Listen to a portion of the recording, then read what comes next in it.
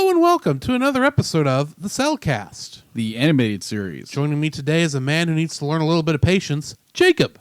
I do not. Why, thank you. I'd like to introduce our co-host, a man who just had to let the raven in. Welcome, Drew. Nevermore. Exactly. How are you doing, Jacob? Well, on the day of this recording, it's actually snowing. Yeah, that's really strange here for East Texas. Yes. We're not used to snow. Of course, I'm not really worried about the snow. I'm worried about the ice that'll be on the road in the morning. True. But anyway, yeah, that's just weird. Yeah, a little bit weird. It's awesome, but weird.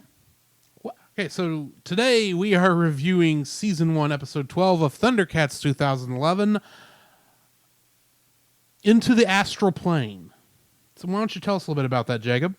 The team returns to the Elephant Village to open the doorway to the astral plane, but Groot and his lizards have taken the camp hostage. Who here is surprised? To no one. Exactly. So, getting into the trivia for this episode. In this episode, it's shown that Tigra first met Chitara long before Lion-O did. Mm-hmm. The episode reveals how and why Chitara joined the clerics. Mm-hmm. And the swinging blades that Chitara runs through in this episode bear a striking resemblance to the swinging blades that Wily Kit faced in the original Thundercats series episode, The Tower of Traps. And like Wily Kit, Chitara also trips and falls at the last blade. Admittedly, there isn't anything there that makes you realize this one I need to wait and stop and wait for. Yeah. So It's it's always throwing that out there. It's always a slow one. Yes, but it's nothing that when you look at it, it's like there's nothing there that tells you need to stop. There's no hint. Mm-hmm. So I can understand why anyone who's never run that before would run smack into the blade. And she got lucky it was just the flat side of that blade, let's say. Wasn't the pointy end of the blade. Yes, the sharp end. So, yeah. All right, so this episode it's there again, we're getting this arc, this continuation of trying to discover where the Soul Stone is. Mm-hmm. And we finally discover that the cats have to go back to the hut in order to find it. And lo and behold, the lizards are there. Of course. And big battle pursues. And you have until the third moon to remember where you put the stone. Yes. I don't think they hid the stone. No, I don't think so. I think they just happen to have a hut that leads to the astral plane where the stone is. Yes. And Groon being impatient, a very impatient cat. Yes. Like, yeah, I'm going to blow away these elephants. Okay. Though I do love the part where after they've been found, spying on them, and Groon asks Lion-O, "Where is the stone?" And he says, "Have you tried the hut?" I do like that. That was kind of clever. That was very clever. Also, Tigra was right. Again, they should have used the tank. Yeah, exactly. Who would have guessed they could have gotten that tank up there, is my question. Yeah, Tigra has a tendency of being correct all the time. Where Lion-O is impulsive and doesn't listen to anybody except his own gut. And his gut's wrong most of the time. At least he is slowly starting to learn. He's slowly starting to. Slowly being the word? Yeah.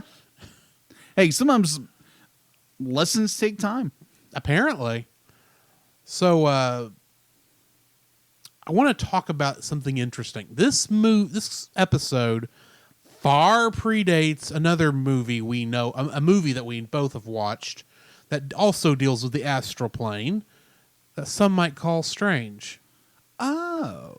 And I'd like to point two things out that perhaps the movie Doctor Strange may have inadvertently copied. Okay. One thing. After Chitara fails to pass the test, they throw her out of the temple. And then she waits there for at least 3 days. Yeah, at least. Maybe longer, since it looked like she ate all the petals, so it must be 5 days. Yeah. And that is proof that she learned patience, and that's why they let her in. Dr. Stephen Strange was forced to sit outside his temple for a few days, too. Yeah. Before they finally gave up and let him go. Well, maybe they were inspired by the comics. Maybe. I don't know. And then, of course, Lion-O goes to the astral plane and there's a little bit that is also somewhat connected to that in my mind. That is true. So the episode ends with the elephant warning. Oh, well, they open the astral plane, and Tigra says he's not going to let Lion-O go by himself, possibly because Tigra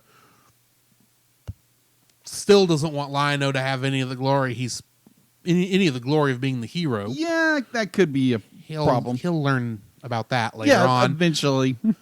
But before Lion-O follows Tigra in there, but after Tigra has already entered, the head elephant, whose name I don't remember, ironically enough, stops Lion-O and says, before the dinner bell rings tomorrow night, I think it was the dinner bell or night bell. Something. A bell rings. The evening bell. You're going to feel like Tigra has given you a betrayal like you've never known. Mm-hmm. And that's how the episode ends. Yeah. With us wondering, how is Tigra going to betray Lion-O? Yeah, and a raven does... Oh, and this weird bird happens to fly through the portal after them when no one saw it. Yeah, we have no idea who that is. No idea what that could be about. So we just get to hear Mum-Ra's voice emanate from the raven. I don't remember what he says, but essentially it's like, I have more powers in the astral plane than you have. Now you shall die by my hands, because I am Mum-Ra, the ever-living. Except I'm a raven right now, so nevermore! Mum-Ra the nevermore. Or he's one of Odin's minions. Could be. I'm still confused what Mum-Ra is besides a mummy. Don't ask me. I mean, everything else in this universe is animal-human hybrids. Right. So what is Mum-Ra? Outside of a decaying corpse of something. I'm assuming a human, but then there's no proof that humans exist in this world. So, True. Although it is Third Earth, so I'm assuming that's at least 2 Earths from now. Right. Who knows? Anyway, join us on the next episode, which is Between Brothers. Yes.